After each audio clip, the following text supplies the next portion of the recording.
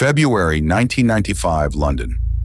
The oldest merchant bank in Britain, 233 years old, the bank that helped finance the Louisiana Purchase, the bank that once ranked, in one statesman's telling, alongside the great powers of Europe, has one weekend left to live. Its executives spend that weekend begging the Bank of England for a rescue. The rescue fails. By Monday, everything, the name, the history, the marble, will be sold to a Dutch company for exactly £1. The killer is not a war. Barings survived Napoleon. It is not a depression. Barings survived those too. The killer is a number. 88888.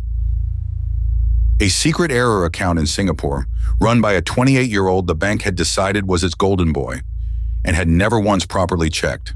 Inside it, £827 million of hidden losses, roughly twice everything the bank had.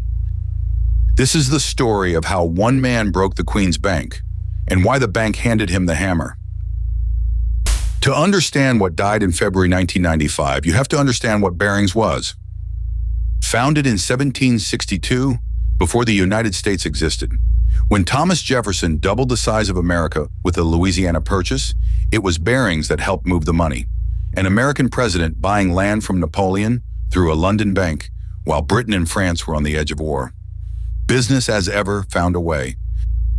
By 1818, the bank's reach was so vast that the Duc de Richelieu is said to have named 6 great powers in Europe: England, France, Prussia, Austria, Russia, and Baring Brothers. A private bank ranked with empires. For 2 centuries, it stayed at the very center of British money. It raised capital for governments and railways across the world. It was reportedly banker to the Queen herself. The name Barings meant something specific in the City of London: old, careful, unshakable. And here's a detail history keeps in its back pocket. Barings had nearly died once before. In 1890, a mountain of bad Argentine bonds brought the house to the edge, and the Bank of England stepped in, rallied the city, and organized a rescue, because a world with a failed Barings was unthinkable. The lesson everyone took from 1890 was simple: Barings does not fall. London will always catch it. Keep that in your pocket too. It comes back on the worst weekend of 1995. And that reputation produced a very particular kind of blindness. Because inside a firm like that, the unthinkable is, by definition, not thought about. A Barings man would not lie. A Barings desk would not bleed. The name was the control. Remember that, because 230 years of unshakable was about to meet a plasterer's son from Watford with a settlement's badge and something to prove. Nick Leeson, born 1967, raised in Watford, north of London. His father plastered walls for a living. Young Nick was sharp, ambitious, and by his own telling, failed his maths A-level. Hold that thought. The man who would run one of the most complex derivatives books in Asia flunked school math. He left school at 18 and went to work not as a trader, but as a clerk. First at a private bank, then at Morgan Stanley, in settlements, the back office, the unglamorous plumbing of finance, confirming trades, matching tickets, moving margin. The people who check the trader's homework. In 1989, he joined Barings, and here he was, genuinely good. When the bank's Jakarta office drowned in £100 million of unreconciled share certificates, Leeson was sent out and untangled it. Management noticed. The kid from Watford got things done. In 1992, at 25, Barings handed him a prize: Singapore, a new futures operation on the fast-growing Simex exchange. General manager, he'd hire the traders, run the floor operation, and because the office was small and the kid was trusted, he'd run the settlements too. The trader and the checker, the player and the referee, one man. In the 200-year-old bank where nobody could imagine a Barings man lying, nobody stopped to imagine what that combination could hide. Singapore, 1992. The Simex floor is shoulder to shoulder shouting in colored jackets. Open outcry, hand signals, fortunes moving on volume and nerve. Leeson takes his exams, puts on the Barings jacket, and discovers the thing he's actually world-class at: presence. He becomes a big man on that floor. The Barings desk executes for the bank's own traders in Tokyo and London and for outside clients, and Nick is the name everyone knows. He works brutal hours, he spends loudly, and the desk's reported results start doing something remarkable. Officially, Leeson's operation is barely supposed to make money at all. Its stated game is execution and a sleepy, riskless trade called switching. We'll build it in a minute. Instead, Singapore starts reporting profits. Serious profits. By 1994, Leeson's desk reports £28.5 million for the year. On some accountings, the single largest contributor to the entire group's operating profit. A back office boy in a satellite office, out-earning the 200-year-old bank around him. London's response was not suspicion. It was applause, bonuses, head office visits, the golden boy of Singapore.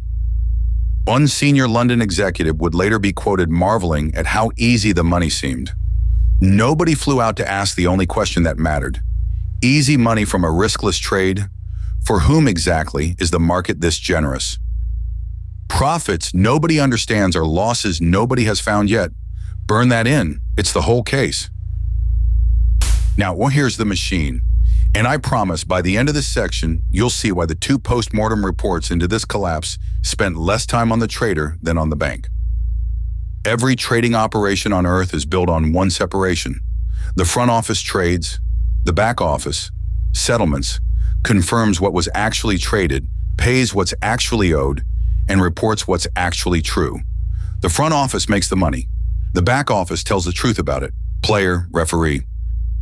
Two different people, always. That's not advanced banking. It's the first page of the manual.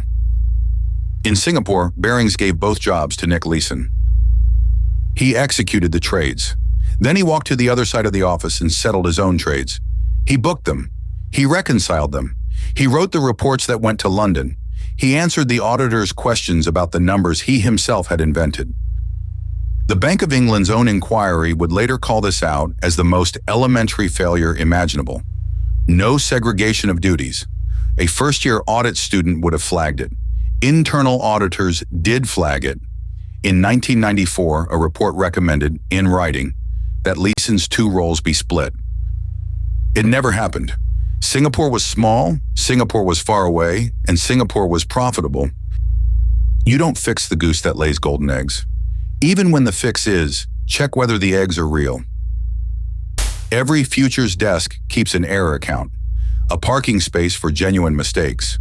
A clerk fat fingers a ticket, the trade lands in the error account, it's flagged, unwound, reported, and everyone moves on.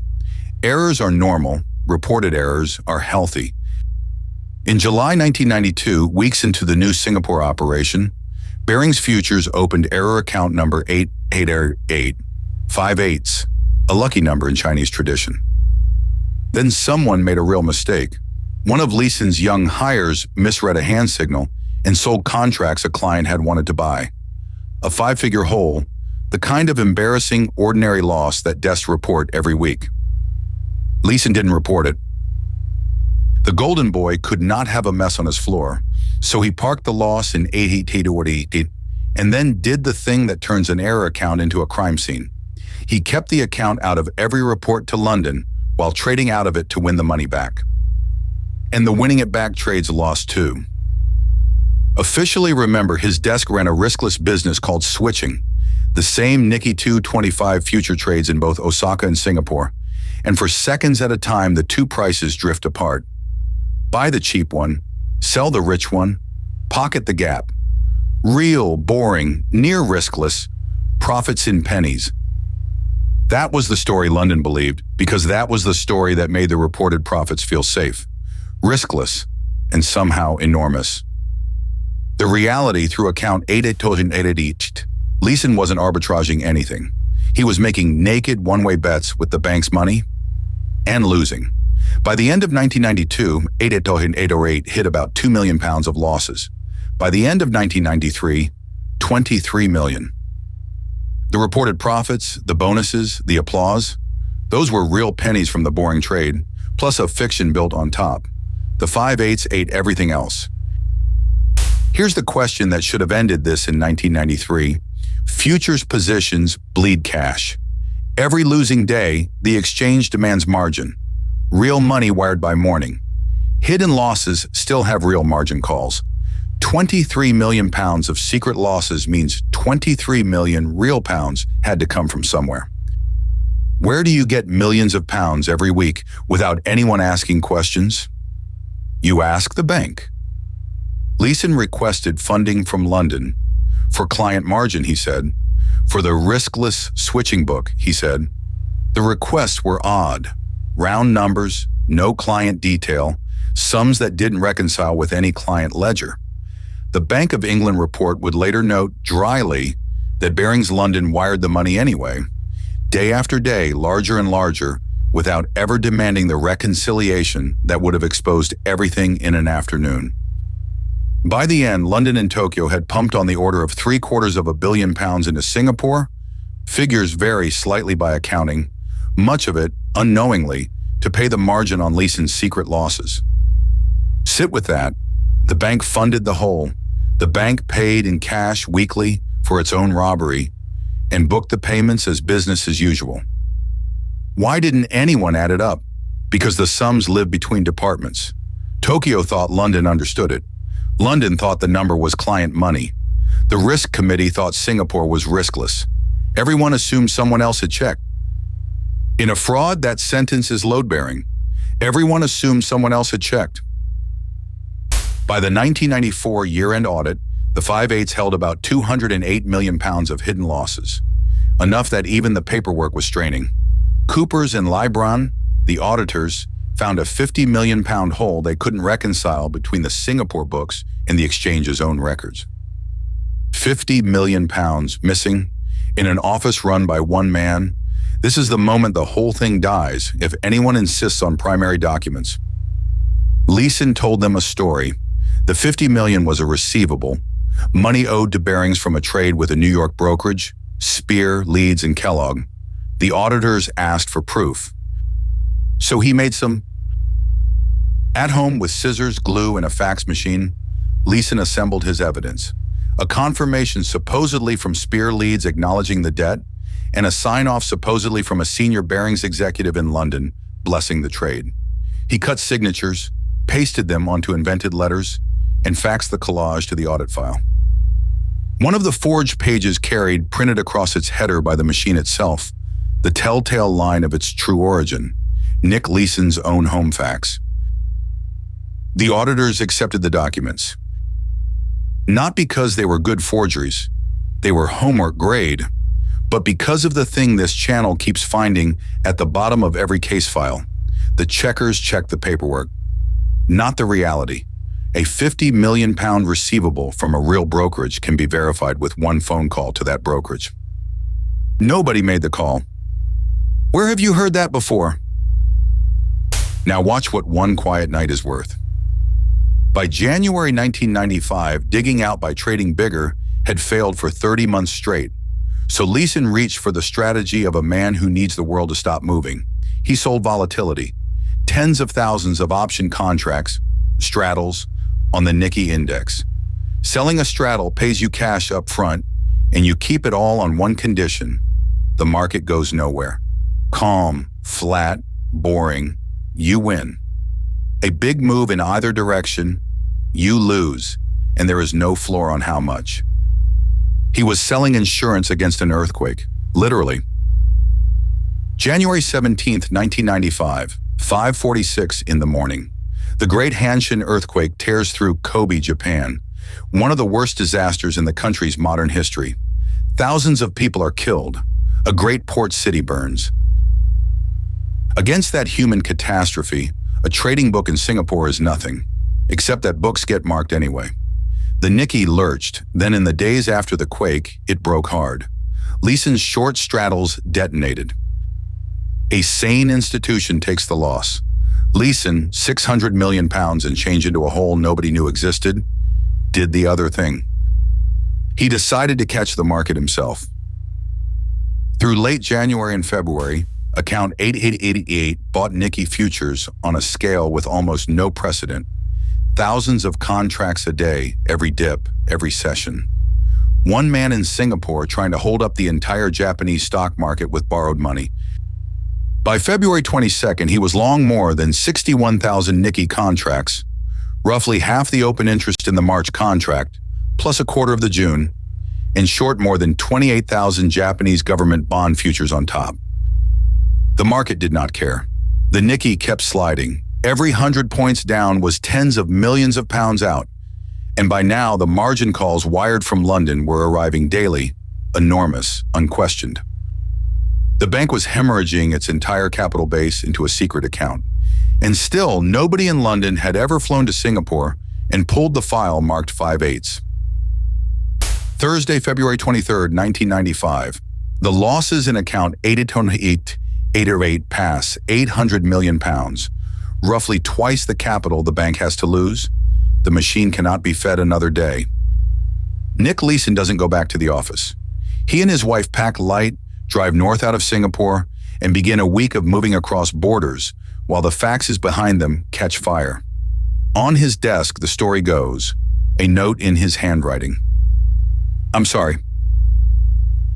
In London, it takes about a day to find what the golden boy left behind. Executives who believe Singapore was their most profitable, least risky outpost open the 5/8 and stare into a crater. The chairman is informed. The Bank of England is informed. What follows is one of the strangest weekends in the history of the city.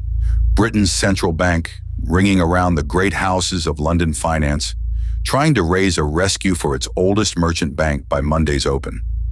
Exactly what it had done in 1890, the catch that taught everyone Barings could never fall. But 1890 was a known hole in a solvent house. This was the opposite. The options positions were still open. The hole was still growing. Nobody could say how deep it went. You cannot ask rescuers to catch a falling knife of unknown length. This time, the rescue fails.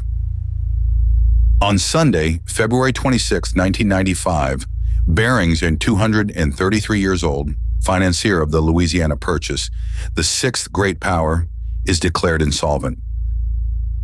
Within days, the Dutch group ING buys the entire house, the name, the buildings, the business, the history, for £1 sterling plus the assumption of its debts.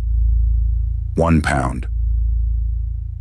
Leeson was arrested when his flight touched down in Frankfurt on March the 2nd. He'd been in the air while the evening news worldwide showed his face. The final count, once every position was closed, 927 million pounds gone. So, the bill. 827 million pounds of losses on the day the bank died, around $1.4 billion, swelling to 927 million once the book was finally closed out. Against that, a bank whose entire available capital was roughly half the whole. Barings shareholders, including the charitable foundation that held much of the equity, were wiped out. Holders of the bank's bonds lost heavily. ING, for its £1, also injected over £500 million to steady what it had bought. Most of the staff kept their desks, but the house itself was gone. The name survived only a few more years as a brand inside the Dutch group before being quietly retired from banking altogether. 233 years of history liquidated by a 5-digit account. And the man who filled it, 9 months fighting extradition in a German cell.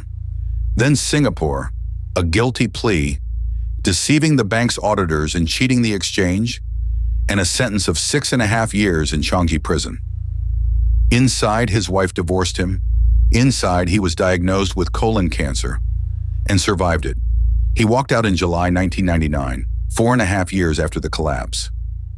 Then came the part that tells you something true about the modern attention economy, the book deal, the Hollywood film, the after-dinner speaking circuit where, for a fee, the man who killed Barings explains risk management to banks. The fraud cost close to £1 billion. The fraudster's punishment rounded to 4.5 years served and a career. Write that line in the ledger twice. If this were just the story of one liar, it wouldn't be worth 24 minutes of your evening. Here's why it is. 2 official postmortems were carried out. One by the Bank of England's Board of Banking Supervision in London, one by inspectors appointed in Singapore. Both reached, in their own language, the same conclusion. Leeson committed the fraud, but Barings built the room he committed it in. The catalog reads like a training film. One man running trading and settlements, flagged internally, never fixed. Reported profits out of all proportion to the stated strategy, celebrated, never explained. Margin wired by the hundreds of millions, unreconciled. An audit hole patched by a homemade fax, accepted. Management layers in London, Tokyo, and Singapore who each assumed the risk lived on someone else's desk. The Singapore report went further, describing the bank's own explanations of what it knew and when as difficult to credit. Senior executives resigned, bonuses already scheduled, including reportedly a £450,000 bonus for Leeson himself, days from payment when the bank died, evaporated with the firm. Out of the rubble came the modern machinery you now take for granted. Independent risk functions, enforced segregation of duties, regulators who ask how a bank's profit is actually made. The phrase rogue trader entered the language, and every trading floor on earth got a compliance department with this case study framed on the wall. None of it brought back the bank that financed Louisiana. One honest look inside account 80, any week of the 30 months it existed, would have stopped all of it. A junior auditor with one phone call to New York, a risk officer with one reconciliation, a manager in London asking one impolite question about easy money. Nobody looked, and by now you know the reason. It's never that nobody can look. It's that everyone is being paid in bonuses, in status, in comfort, not to. That's the lesson of the 5/8, and 30 years on it hasn't aged a day. The most dangerous number in finance is the profit no one can explain, because the player and the referee should never, ever share a jacket. This file stays open in the description.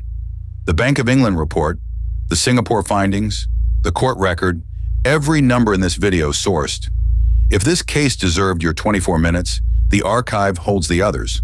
A fortune borrowed against seawater, a gold mine that never existed, $65 billion that was never invested. Next on the ledger, a founder who sold a student finance startup for $175 million on a list of 4 million customers who didn't exist. The con ledger, new case every Saturday. Real frauds, real documents, look inside the tanks.